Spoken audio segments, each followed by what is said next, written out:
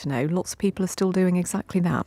Well, I hope so, because I think all of the difficulties that small businesses have had, I was looking at the number of small businesses there are in this country, and it has remained relatively static, even over COVID. It did decline, but it's now back up to where it was in terms of numbers. But there are always barriers being put in front of business, and of course this week, possibly more than ever, which we might come on to. If you'd like to talk to Emma, the number 0345 6060 973. What subjects do you think people might want to phone in about? Well, I think in this particular week, people might have questions on tariffs. National insurance has just gone up. I've referred to this being called Awful April. Because as well as national insurance, minimum wage has just increased. Small business rate relief is not as high as it was. So I think businesses have got lots of questions on their minds. However, and you just said this in terms of people still starting, the incredible thing about entrepreneurs is how their optimism remains. Yeah, and they're resilient. Resilience. And this is what businesses have had to learn over the years that you and I have been talking about this topic. We've had Brexit, we've had COVID, we've had cost of trading challenges. Now we have got tariffs and taxes, and small businesses who have traded through all of this have become incredibly, not shock averse, because everybody is susceptible to shocks, but they've become resilient and they've just said, okay, well, it's another thing that I'm going to have to navigate. And that's what we need to rely on, is the optimism of these entrepreneurs to remain. Now, what I like about you is that every time you come into the studio, you bring some friends with you, and you've brought two friends tonight. Do you want to introduce them? I would love to. I feel like saying, I know this is radio, but to my left. So try and imagine, to my left, we have an amazing entrepreneur called Rob, who runs a business called Vanda's Kitchen. It's got three elements to it. He has a shop in the city, in St Paul's. He has an outside catering business, and he is also stocked in Selfridges. So incredible achievement in quite a short time. And if you're starting to feel hungry, you may feel even more hungry now, because to my right is an amazing entrepreneur called Kim, who started a business called Crumble. And Kim, I think, will probably talk very ably on how to build an incredible business and a social media following. Crumble started in Spitalfields Market, I want to say. Started actually in Primrose Hill Market, but our first permanent spot was in Spitalfields. Forgive me. So I stand corrected. Has now got 5 sites, an incredible team making crumble, making people very happy eating crumble. Just crumble or custard. You see, I could be a massive customer of yours, apart from the fact I'm a diabetic, and my partner would shout at me. I think it's worth it. Oh, do you now? Blackberry and apple crumble, that's my favourite. Do you do that? We do that sometimes. We have quite a small menu and we like to change our fruits every month. So my favourite at the moment is the rhubarb crumble. But I love that. The other favourite I have is the trifle crumble, which is like just 2 of my favourite desserts blended together. So how did you get the idea for it? Because I mean, it's a bit niche, isn't it? And whenever niche. Well, whenever you start something niche, look at me. I started a political bookshop, so I know what I'm talking about in terms of niche retail. But you must have wondered if your instinct was right. How did you determine that it was worth going ahead with? Well, I didn't know, of course, and nobody knows when they start a business if it's going to go soar or if it's going to flop. But I decided to use the street food market as a way of testing my concept and refining my product to see if anybody wanted it before even thinking about how do I open in a brick and mortar site. And do you do mail order? I mean, I don't know whether you can do with crumbles. You can buy our crumble topping and our granola crumble topping online, and we ship that nationwide. Right. Because Emma knows that whenever we have people on here who have products, I automatically go and order them, don't I? Well, there you go. Sometimes live to regret it. Now, Rob, your business, I mean, again, fascinating. How did you get the idea? So it was pre-COVID. Got some meals and other elements into gyms, and it went on from there, and it became more of a inclusive catering business for people with gluten, nut allergies, vegan and many other allergies. And what was the biggest challenge that you faced when you started? Many challenges over the past 5 years, and they're continuing into today basically, but as the point you made a short time ago, you got to dig in, you got to have a hell of a lot of resilience, and you have people who may say, why are you doing this? But you kind of push through. And hopefully in the end of the day it's all worth it, but it is worth it because we believe in what we do, And I think that's a key element of any business. What do you say to, Emma, to people who are thinking of starting a business but can't quite make that first step? In fact, we'd love some calls along those lines. People who've got an idea but can't really decide whether they should take the first step, maybe because they're finding it difficulty to raise the money, or they just feel they haven't done enough market research. Well, the thing that I would say is start the business in your spare time. And again, I think Rob and Kim will agree with this, the great side hustle, which most people now start their business whilst holding on to the day job. So it shows it's perfectly possible to do it. Then that gives you the time to do the market research, gives you time to start building up the sales. But critically, it builds the confidence in you as the founder. So for anyone who's kind of thinking, and people at the moment may be thinking, is this the right time to be starting a business? But actually, consumers are still shopping. The Made in Britain brand, despite tariffs, is still, selling across the world. And in fact, maybe we might have some more free trade agreements with other countries, which might open up new markets. So now is actually a great time to be starting. And of course, Iain, the big part of the sort of small business world that is my particular passion point is how we get support for small businesses. And there's so much support available. Government schemes like Help to Grow Management, every local council has got something. The big corporates are delivering lots of support programmes. So if anyone's thinking, is it the right time? I'd say start slow. Start as a side hustle, make sure you get support because it's very much available, most of it for free, and just take your time to build your confidence and build up that idea. Should we go to a call? Let's do that. Let's go to Terence in Highbury. Terence, hi. Hi. What would you like to say? Hi to Emma and co. I'm quite experienced at business. I've been running businesses for about 40 years. And one of my observations at the moment is this is a very, very difficult time. I operate in hospitality, and it feels like we are constantly under attack all the time from the government with some of the elements that are going on. It's become over-bureaucratic, over-regulated, problems with planning. I've got an issue on planning at the moment. And I actually feel, based upon the 40 years that I've run in business, that the help that you've just mentioned that is out there isn't really, from my experience, out there. It's incredibly tough.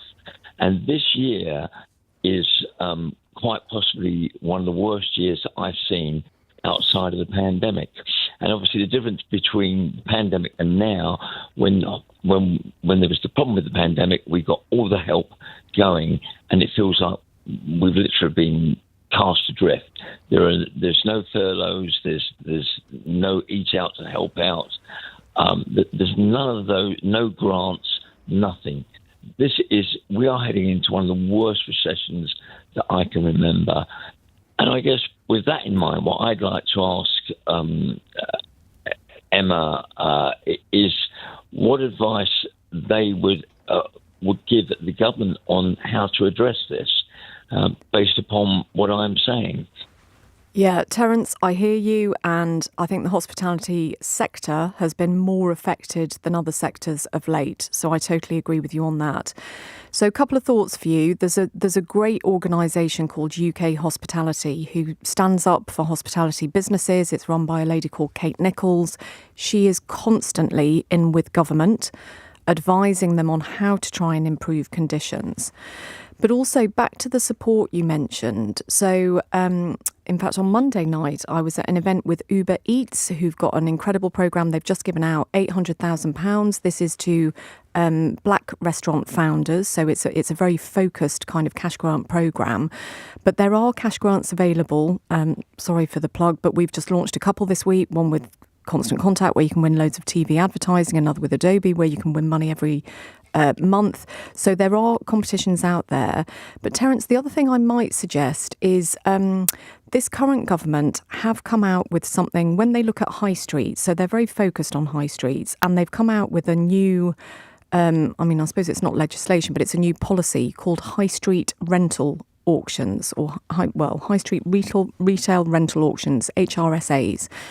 And what this means is if a shop or a hospitality site has been empty for more than 12 months, the community can make a bid to take over that space. So I'm not necessarily saying that's how you could get all of your spaces, but that could be for hospitality providers a way to get access to space on a budget. So I agree. I think you have got the butt of the tough trading conditions at the moment, but there are representative bodies who are kind of speaking up for you to try and get these conditions improved. And I would say just try and keep an eye out for the cash grants available and check out these high street auctions. I'll bear that in mind. One of the ideas that I did have when I look at the obviously central government and local governments, I came out with an idea. I don't know if you want to look at this, because I actually think it's a very, very good idea, that we should, within local government, I don't find that they're very experienced in business and a lot of the time not very interested. And what I would like to see is an elected councillor that solely deals with business, particularly small business. We have councillors on board that are elected via the local residents, but the local businesses do not have say in local politics. If we could have an elected councillor that only deals with business, that might address part of this problem, because there really is a lack of experience certainly within local government on what is going on with businesses. We feel cast adrift. Well, I think that's also a feeling in national government when you look at how many people. This is not a party political point, but there are comparatively few people on the Labour benches who've ever run a business. I think there's only one cabinet minister, Iain Murray, the Scotland secretary, who's got any experience of running a business whatsoever. And Johnny Reynolds, who I actually like and think is a good politician, but he's the business secretary. He was a trainee solicitor. Well, this is why government is doing huge amounts of engagement at the moment. Most of my time is currently spent engaging with Department for Business and Trade. So the one thing I'll give them credit for is I think they've accepted they don't have business knowledge on the inside and therefore they need to get it in from external parties. But Terence, I love your idea. The other thing you may have, and I don't know where you're based, is there's things called business improvement districts, BIDs. So they also kind of take money from local retailers, hospitality providers to try and improve the local economy. Where are you based, Terence? Well, I'm actually based business-wise in Hackney, so it's obviously a very left-wing council. And I'm virtually at the point of giving up on the local council, and it's been that way for since I can remember. There is very little engagement. I really mix with the local business community. They all feel the same, especially in hospitality, that they're on their own. We're on our own. We're out there in choppy waters without any help or any what I should say experienced people within local government, particularly, that understand business. This is why I made that suggestion that we should have somebody within every local authority that is elected by the local businesses to look after their interests. You should do it in Hackney, Terence. You should stand as like the local business candidate. Well, it may happen. There you go. You heard it here first. Terence, thank you very much indeed.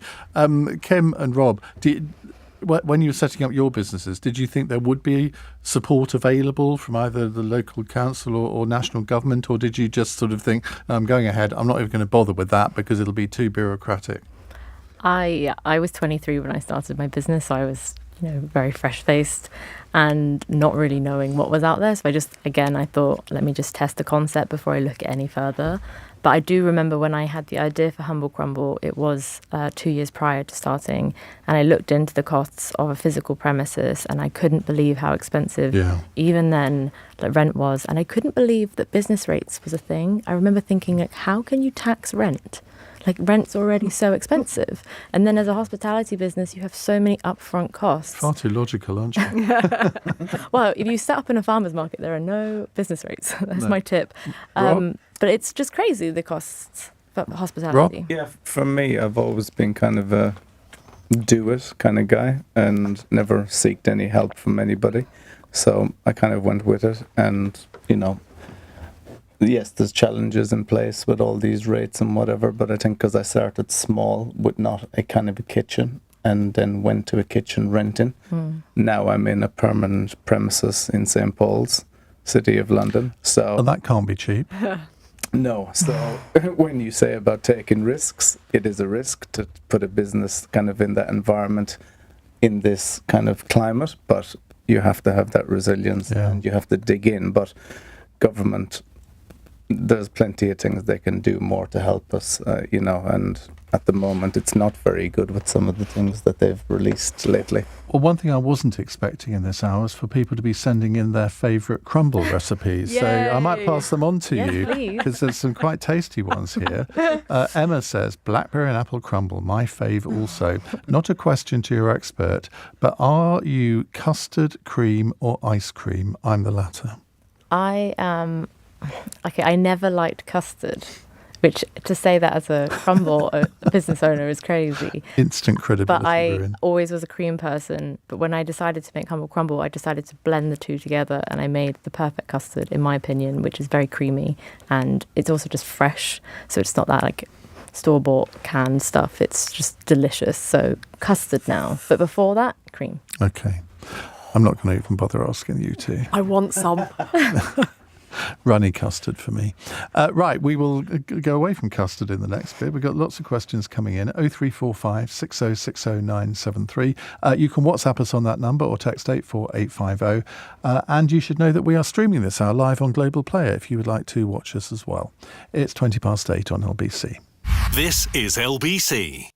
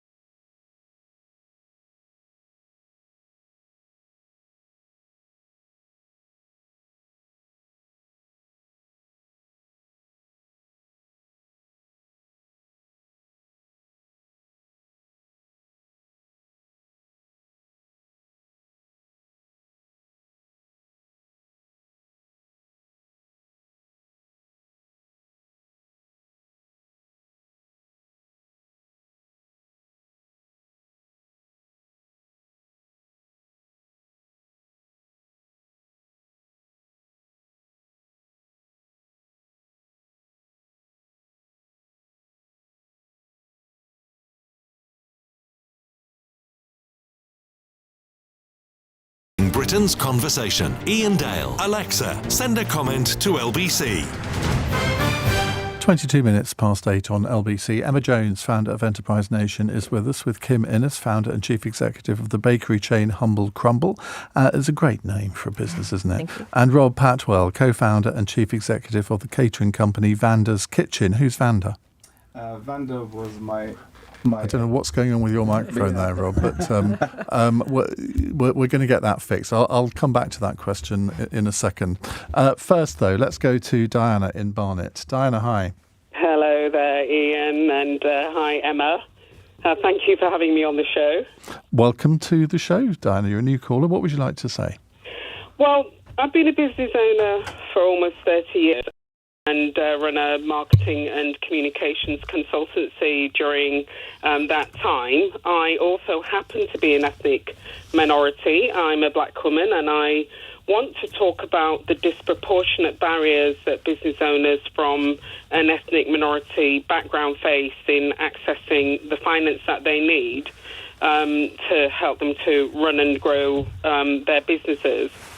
I can speak to you about it with some authority because there's a couple of my honorary roles, and also because of the fact that I've run the business for almost 30 years, and it's very much around working with clients that are business owners from a range of ethnic minority backgrounds, and the same issues just keep on coming up.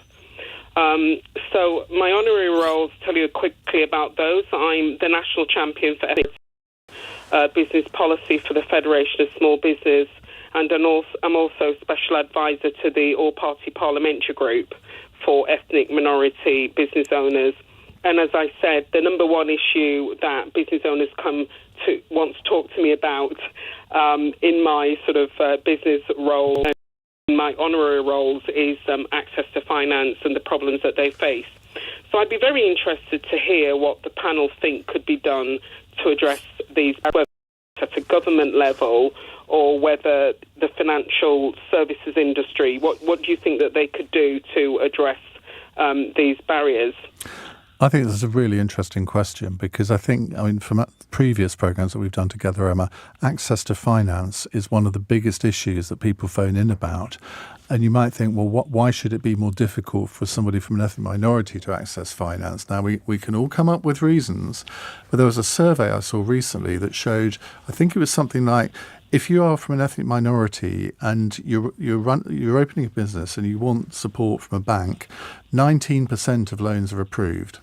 If you're white, 58%. Now, that is appalling in it'll be appalling any time, but particularly in 2025. Yeah, agreed. If it's any consolation, what I can share, because I heard this from firsthand, is there's an organisation in the UK called the British Business Bank. So they're like the economic development arm of the government, and the government give them lots of money, which they then distribute out through start-up loans, through regional funds. They are acutely aware of this issue. So British Business Bank have publicly stated that they have an intent to increase the amount of finance flowing to ethnic minority founders. So they're on it. They know it's an issue. So I think that's a good move, and we need to see that money flowing through the system. The other thing I would say, which we're kind of watching with interest, and I think it will help all local communities and underserved entrepreneurs get access to finance, is the rise of what are called CDFIs, so Community Development Finance Institutions. And these are very local lenders. And they've been around in the UK for many years, but they haven't been hugely well funded. Anyway, they have recently secured 40 million from Lloyds. They then got 150 million from the British Business Bank. They've got more funding from an organisation, Morgan Chase. So they are essentially scaling up because they can see the demand from their local communities for access to finance, who are not being served by the high street banks and the mainstream lenders. So I think that will also have a positive effect. But are we seeing, Diana, you might have a view on this, are we seeing what is sometimes termed an unconscious bias here? Or maybe, if I want to be cruel, I can say conscious bias, but let's be kind and say it's unconscious bias. And if it is that, what would you want to be done about it? Well, from my own experience, I think one of the key issues is there isn't very much monitoring going on. So there have been some terrific reports over the past 20, 30 years. There are a lot of initiatives that are talked about. We've been here before. I've been in business for 30 years. I've been sat around tables with policymakers and business owners over that time. And one of the things we would like to see is much closer monitoring and a collection of ethnicity data. And I'm very interested in the work of the Lending Standards Board, who are currently looking into developing a code of conduct for the lending industry to address some of the barriers that ethnic minority business owners face. And this has been developed on the back of a report which they published in 2023, looking at some of the challenges that ethnic minority business owners face. I think what needs to happen is a demand side, so, looking at the issues that ethnic minority business owners themselves face, the barriers that they face, but also tackling some of the issues at a systemic level with the financial services industry, and making sure that when we have these great initiatives that they deliver. And I'm not quite clear as to how we can see whether or not they are delivering unless there's any monitoring. They're not collecting ethnicity data. And one of the things that I really like about the idea of a code of conduct is that lending services providers would sign up to a code of conduct to say that they are doing what they say they are setting out to do. And also that we're addressing some of the sort of customer service, the soft skills type issues that ethnic minority business owners come to me about. So it's not just about access to finance, it's also often about the way that they're treated as well. Whether or not they feel, for instance, if they complain, that it's handled properly and that sort of thing. Well, Diana, you and I have never met, but I should declare an interest here in that I'm on the board of the Letting Standards Board, and I know this is an issue which they're taking very seriously. So we'll see if there are any developments on that. Obviously, Kim, Rob, you're not from an ethnic minority, but access to finance, was that something that you've struggled with over the years? It is a fair bit of difficulty. You got to go through lots of hoops. Documentation left, right and centre, and prove you're doing X, Y and Z. And as you're trying to grow a business, you need the finance because you can't put all of your own money into it all the time. It is a struggle, to put it simply. Because you automatically think that, well, I've got this idea, I've got a business plan, I think it can work, I've got all the information that shows it can work. And so you go to a bank thinking, well, a bank is the ideal place that is going to lend you money, but it's not that simple, is it? I've actually never taken on a bank loan. What we've done instead is hire purchase agreements. So that's where we can pay for our equipment over time and also some of our joinery to fit out our bakeries over time. We just decided, my partner actually is the commercial director of Humble Crumble and also co-founder of Chai Guys. Shout out. And he's been the one that sorted out all the finances for Humble Crumble to allow us to grow. But also, I will say that Humble Crumble was a struggle.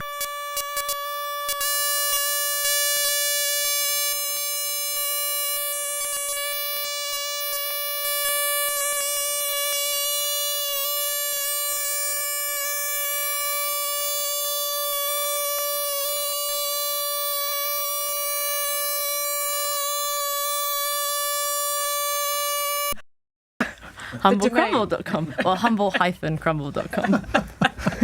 You'd be astonished the number of people we get on the programme and they can't remember their own company website's name.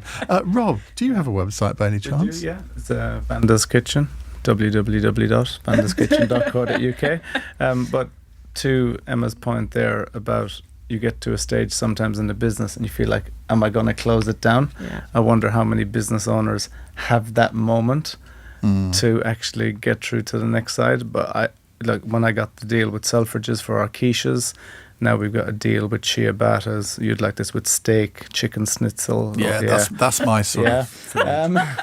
Forget this custard. That's what I want. Nothing like a chicken schnitzel. And bagels and stuff like that. And we have a growing catering businesses with a lot of City of London clients. And how I'm growing that, I have to improve our social media.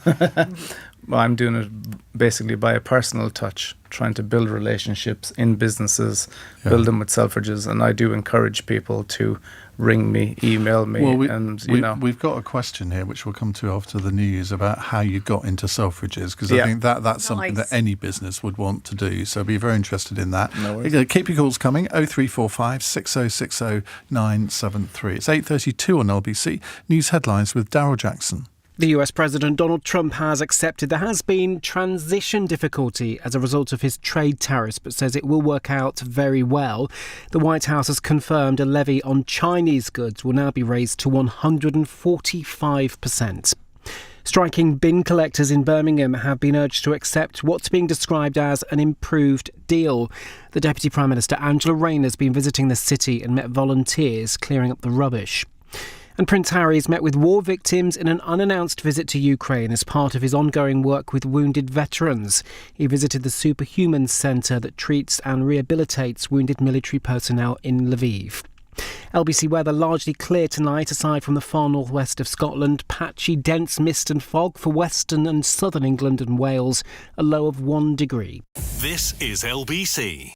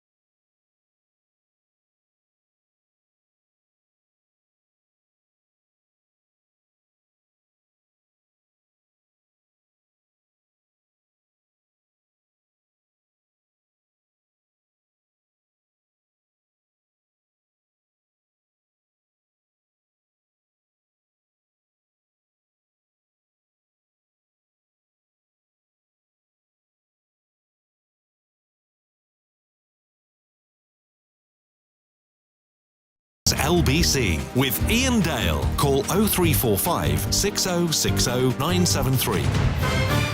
8:35, it's the LBC Business Hour reincarnated. Emma Jones has been brought back from wherever. From the dead. No, I stopped myself saying that. I was going to say obscurity or something.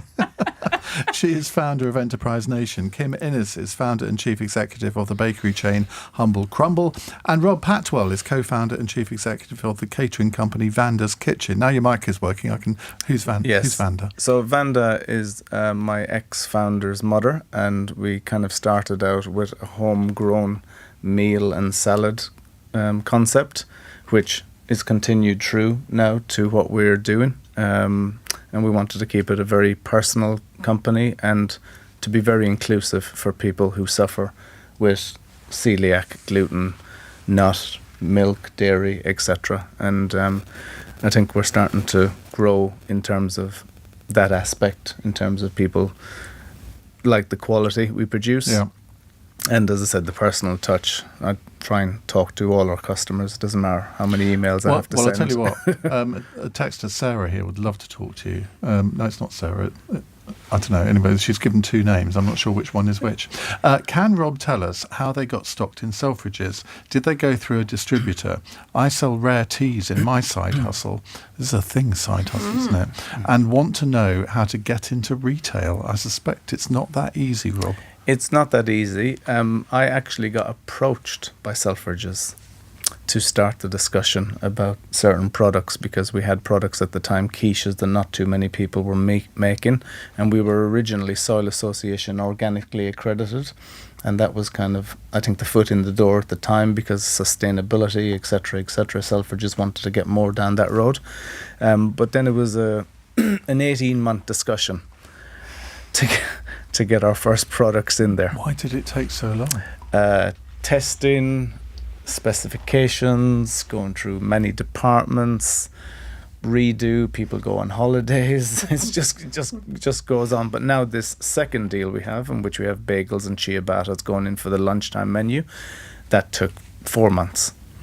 It was a lot simpler. The contacts are kind of built up within Selfridges. They know what we do, so it's made the process a little bit easier. I think, I don't know what it's like with other chains, Ocado and whoever else to get in, but I do think Selfridges do promote kind of entrepreneurs and small businesses, etc. And I think that's very important. I was going to say there's another great programme. Selfridges are brilliant. They're always looking for diversity, but there's a great programme for female founders actually called By Women Built, which was started by a lady called Sahar Hashimi, who started Coffee Republic. I'm a member of By Women's. Okay, well, brilliant. So By Women Built are doing amazing work. So sorry, Rob, this isn't for you. That's all right. Of getting into Ocado. Simply sexist. I know, isn't it is very sexist. But female founders getting great deals in Ocado, getting into Planet Organic. They just did a massive takeover of Planet Organic, of lots of kind of female founder brands in there. So Sarah, or other name known as, check out By Women Built. Let's go to Aidan in Kensington. Hello, Aidan. Yeah, hi Ian, hi Emma and gang. Emma, I do a thing called, actually Ian, this is right up your street. I'm going to get my first booking from you. It's called CabaAbba. Oh my God! What on earth is that? What you sing in a cab? So I hope so. I am the singingcabbie.com. Oh my God! Oh, I love it. So actually, I can't think of anything worse. Ian, I could be talking about Donald Trump or Brexit. You could, but or come on, give us a rendition of The Winner Takes It All. Oh, no. That's the second bit. My actual thing is like doing all the swing stuff. Fly me to the moon and let me play among the stars. Let me see what spring is like on Jupiter. Well, I'm sorry, folks. That's all we've got time for. I'm booked. Where is your cab? Take me home tonight. I mean, you drive a black cab. I drive a black cab, yeah, but it's not just any ordinary black cab. It's like got beautiful red leather seats in the back, Italian leather, Murano, I have you know, and I got this beautiful red carpet. There's lights in the ceiling, beautiful twinkling stars. There's a red carpet, And what you do, you basically say to your partner, look, I'm going to a show, I'm going to a party, I'm going to an anniversary of your mother, your girlfriend, whatever. And you get in my cab. It's a surprise, obviously. You tell your partner that, oh, let's get a cab. And there I am waiting around the corner. I turn up and I bring you to the show, the theatre or restaurant. You drink champagne. I sing you songs with my beautiful voice. And, you pay me lots of money and that's it. But the other thing is... If I gave you a bigger tip, would you not sing? If the tip was big enough, of course. Naturellement. But Emma, the thing is, getting back to you now, because you'd appreciate me more, I think. I've got the Cabba ABBA thing. It's cabbaabba.com. And basically, I'd take people to the shows. You know, they've got 3 shows in London, and it's not going anywhere for a couple of years. And, of course, the one in Stratford, they've got the... I don't know if Ian's seen ABBA it. Voyage, I went. I have. It's brilliant. I went. Yeah, I took my dad a few weeks ago. So go on. You can book to go in your Cabba ABBA to ABBA. Yes, you get it to Cabba ABBA, and I give you face masks, of all the Agnes there and Bjorn and all that sort of stuff. And we just play ABBA songs. And Ian would probably appreciate this. I don't sing the ABBA songs. I just play them through the system and the speakers and stuff like that. So you're all dressed up. You see, face mask, I think I haven't finished it. No, what you need to do. Hang on, Aidan. What you need to do is put another seat in the front of the cab and get me to come along with you, and I could serenade your customers with "Gimme, Gimme, Gimme." Oh, go on then. Dancing Queen. Let's do a rendition of Dancing Queen. We'll do a duet. Now that I would pay to see. No, you're not going to get that on the radio, I can assure you. So what's your question to Emma then? I can't. Oh, no, it's a pitch. I can't remember. It's a pitch. I think it's definitely a pitch. It's definitely a pitch. But no, seriously, instead of me being the one ABBA, the one cab at ABBA, I'd love to get like 15 cabs, all wrapped, the logo on the outside. And it's going to take more work, than just me. So I really need, if there's anyone out there who's got ideas, who thinks, oh yeah, this might be something, and might have a coffee with this guy and see what's happening, But I think it could be, 15 cabs. It's volume. There's 3 shows. Yeah, but you could have all sorts of different ones, couldn't you? Sort of do a Queen one and Tina Turner. Turner, musical theatre. There's Cliff Richard. I just walked past tonight. Coming here tonight, I walked through the West End, and outside the Tina Turner Theatre, all of those rickshaws were out there playing don't get me Tina started Turner. on them. No, all don't playing. get me I'd ban them. No, it's not. Aidan, not good. I Yes. love your business, and honestly, I would love to book you. I've got a family member coming down in a couple of weeks, and I love the kind of hail the cab, and then you get in, and all of a sudden you're singing. So I love the concept. A thought for you is there's sorry, I'm pitching all these organisations this evening, but it might be worth you having a look. So there's an organisation called London and Partners, and they're responsible for kind of tourists coming to London. I think they might be interested in your kind of business ideas. So just check them out, have a look, because it could be that they can help you get more cabs and more ABBA coverage. Even though you're pretty good at getting your own coverage. Yeah, that's London and Partners, isn't it? London and Partners. Oh, Okay. Well, just so you know, Aidan, I've just had a text from one of my Where Politics Meets History superfans who says, loving the ABBA call, don't forget I still have 2 tickets with our name on it for Mamma Mia. We must go this spring. Book the ABBA cab. There you go. I'll see you in the spring, matey. Do you have a website, Aidan? Yeah, it's all the W's and it's singingcabby.com, but the other one is cabbaabba.com. So the Cabba ABBA is spelled CABBA.com. It's all one word. So I'll tell you what, it's a nice website. Chris has just put it up on my screen. Prices start at just £89. You see, £89 going from Leicester Square to the theatre where Mamma Mia's on. That's not particularly great value, is it? No, you get a 30-minute ride. So it's a 30 minutes singing the songs, you drinking the champagne or the orange juice or whatever, and I think, and that's the other thing about the pitching, the price point. It's getting that right as well. And there's even videos of you singing as well. Yes, and they're very good, Ian, aren't they? Elaine Page's singing experience, it says. Well, I'm going to watch, on the train home tonight, I'm going to watch some of those, and I apologise to any passengers who are sitting opposite me. Good luck, Aidan. Well, Beautiful. top, I love top that is all I can I say. love it. I think that's a great business idea. And also, you heard the optimism in his voice. He was just kind of He like, could come provide on. crumbles, couldn't he? Yeah. Cabba Cabba crumble. Humble Right, anyway, Cabba. let's get back to some sense in just a few moments' time. It's 8:45. LBC This Morning on Nick Ferrari at Breakfast. You've hopefully been made aware of the work that LBC has done on a product called No Mercy. It's been removed from the UK market, but there are still 108 incest-related games available on Steam, according to analysis by LBC. Would you, if necessary, revoke Steam's right to trade in the UK? Can I first just pay tribute to LBC for campaigning on this and for identifying this VAR game? I've not seen the game but heard it described, and we have stronger powers being brought in as part of the Online Safety Act to make sure that platforms of all kinds meet certain standards, but it's just really important that platforms just show some responsibility. Nick Ferrari at Breakfast. Back tomorrow morning from 7. Listen on your radio and on Global Player. LBC. Hey, Mum, so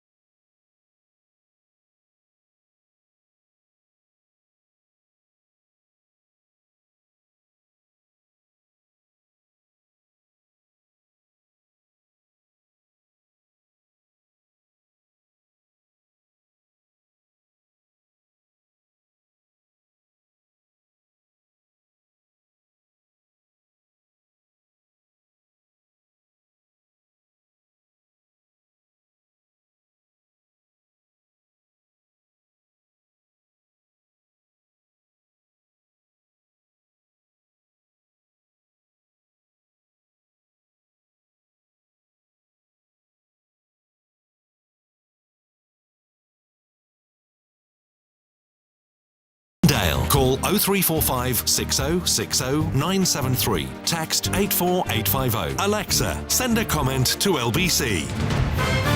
8:48. Emma Jones, Kim Innes and Rob Pattwell with me taking your calls and questions. Farouk has WhatsApped us, that's so difficult to say, please can you ask Emma if it's too late for someone in their mid-50s to start a side hustle? Absolutely not. One of the growing sectors of people starting businesses are 50 plus. In fact, Is that right? We held a roundtable on this 2 days ago, so I feel very gemmed up on all of this. It is one of the fastest growing groups who are starting businesses for a couple of reasons. One, either people who are 50 plus are fed up of working for somebody else and want to do their own thing, or out of financial necessity in terms of they can't get a job coming back to the job market, so start their own business. So there's a great woman called Suzanne Noble who runs something called School for Senior Startups, or it could be Senior School for Startups. I can't remember where the senior goes. But check them out because they deliver programmes just for people who are 50 plus and starting a business as a side hustle. Please do it. Right, let's go to Toby in Dorchester. Toby, hi. Hi Ian, hi Emma. I'm a landlord in Dorchester, and we have found over the years, particularly since COVID, that small startup businesses are really, really brilliant. And earlier you were talking about business rates and rent being a real sort of hurdle for startup businesses. And I thought it might be worth highlighting that while you can't do much about rent, hopefully you have a good landlord, a nice landlord. If the business is small enough and the unit that you're renting or choosing to rent to start up is small enough, you can get business rate exemptions as well. So you can immediately remove at least one hurdle to start hopefully your business, and you can apply to the council. I don't know if Emma's got any other tips on that. Yes. First of all, you sound like a lovely landlord yourself, so I'd love to be your sort of tenant. Some, you know. Well, so this is the thing. I totally agree with you. Tip 1, find a nice landlord. So yes, small business rate relief is lovely and small businesses make the most of it. And just the other tip that we often give, and Kim is a perfect example of this, is before you open a permanent shop, try a pop-up. So we've been huge fans of pop-ups for years. Because, of course, then that means you can share the rent. You're doing it on a temporary basis. If you can get a meanwhile lease, that can kind of really help. So, yes, we would love to see more online businesses go into physical retail. But I agree, we've got to get over these hurdles of the rent, the rates. And so if we can make that easier, let's go for pop-ups. And we found during COVID that actually the backbone of our business was startup businesses. They were brilliant. They were so brilliant. They really got stuck in and helping the local community. And from our point of view, we love them. And the more, the better. Kim?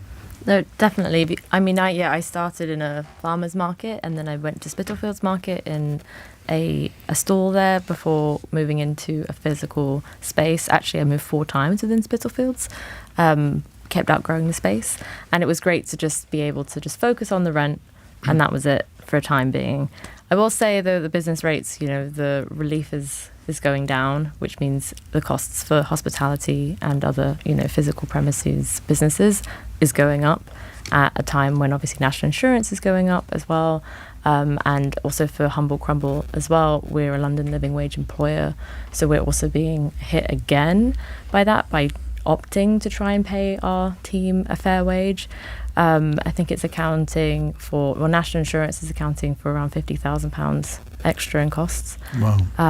And it's really, really tough. So if there's anything you could, I think business rates just needs to go. There needs to be a new system. I also think that VAT needs to change. I think all taxes need to go. All taxes go.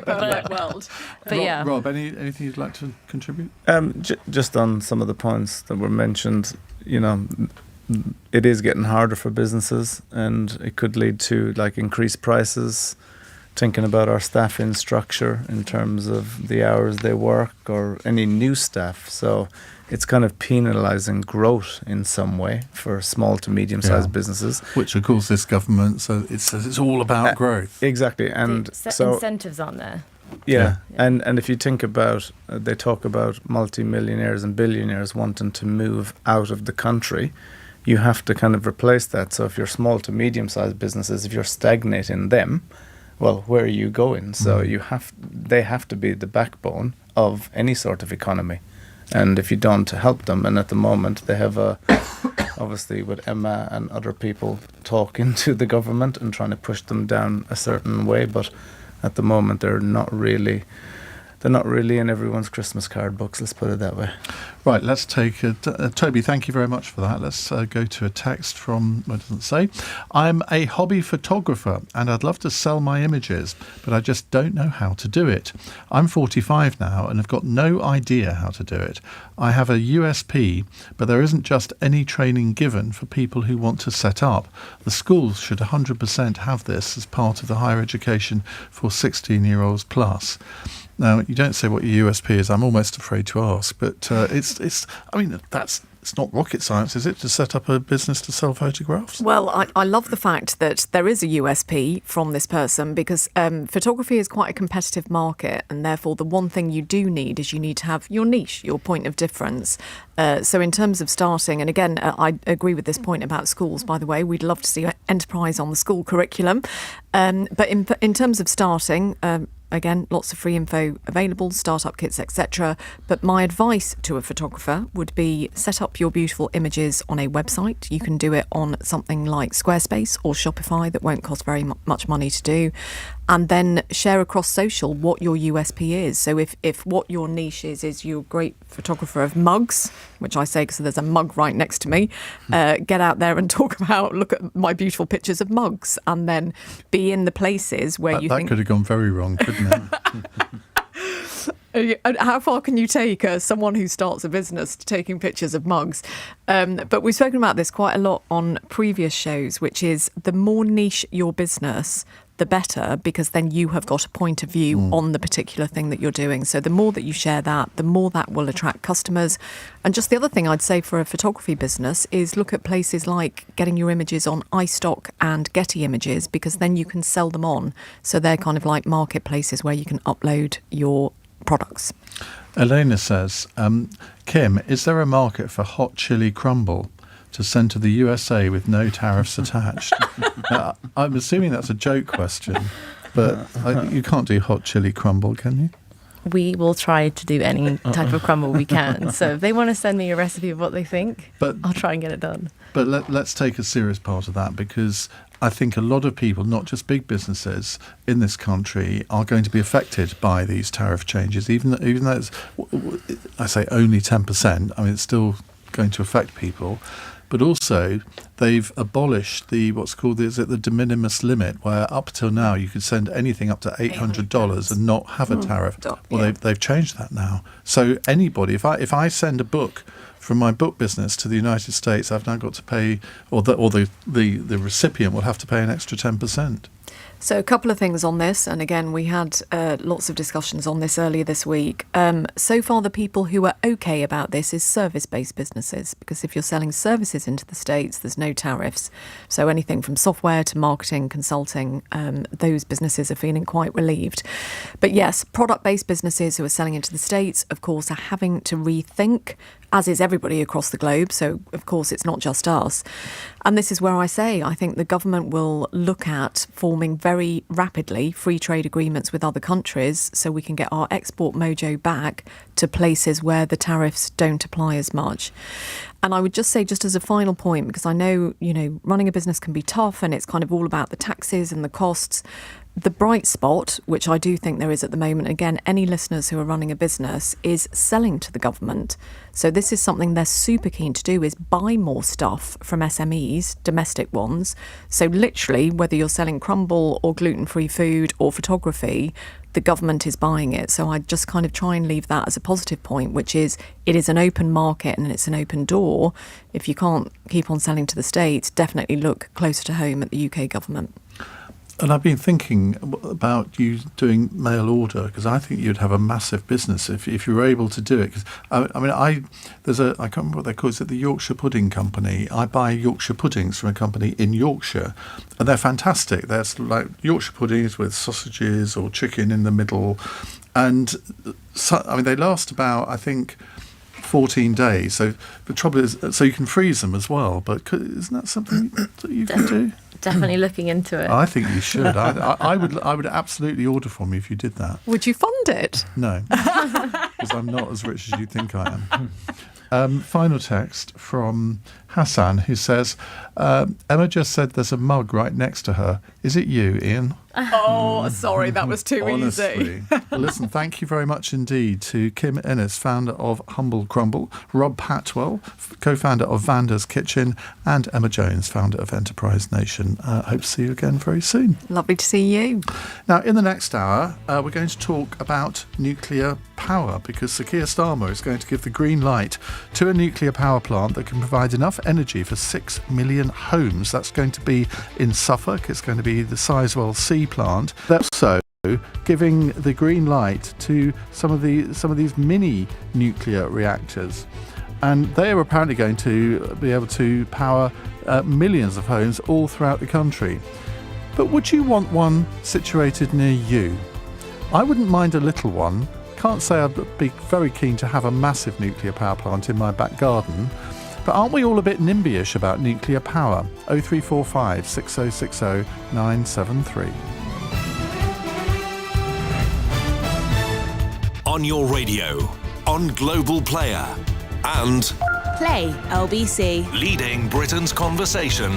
This is LBC. From Global's newsroom at 9 o'clock, Donald Trump says he'd love to get a deal with China and has acknowledged what he calls transition costs after further falls on the US markets. There were gains made yesterday when the US president froze most tariffs at 10%. Beijing relations are causing jitters, though. Taxes on Chinese goods entering America have been pushed up to 145%. It's been called by the Lib Dems America's Liz Truss moment after her 2022 mini-budget crashed the economy. Kwasi Kwarteng was her chancellor. I'm looking at this thinking this is déjà vu all over again. But he's in a different position to Liz Truss because he's a president. There's no way they can get rid of him. If you're going to try and change the status quo, there are risks in that. A helicopter has crashed in the Hudson River near Manhattan. That's just coming in from the New York Police Department this evening. It's not yet known if there are any injuries or fatalities. The Deputy Prime Minister has been in Birmingham urging striking bin workers to accept what she's called an improved deal. Angela Rayner's met with volunteers clearing up the rubbish that's piled up on the city's streets for weeks. My department and the government have been working on logistical support, and the council have been very clear that since they declared a major incident that all of that rubbish that's on the streets needs to be cleared, and I've been seeing the improvement that's happened through the council's endeavours. Members of the Unite Union have walked out in a row over pay and jobs. Recent talks aimed at ending the strikes have been called productive by the council and the union. A woman and a 16-year-old boy have been arrested on suspicion of murder after a man was stabbed in Leicester. Officers were called to a house in Braunston Frith last night. The Cabinet Office is cutting its workforce by a third, with around 1,200 people being made redundant. 900 people will be transferred to a different department. And Prince Harry's met with war victims in an unannounced visit to Ukraine. It's part of his ongoing work with wounded veterans. The Duke of Sussex visited the Superhuman Centre, an orthopaedic clinic in Lviv that treats and rehabilitates wounded military personnel.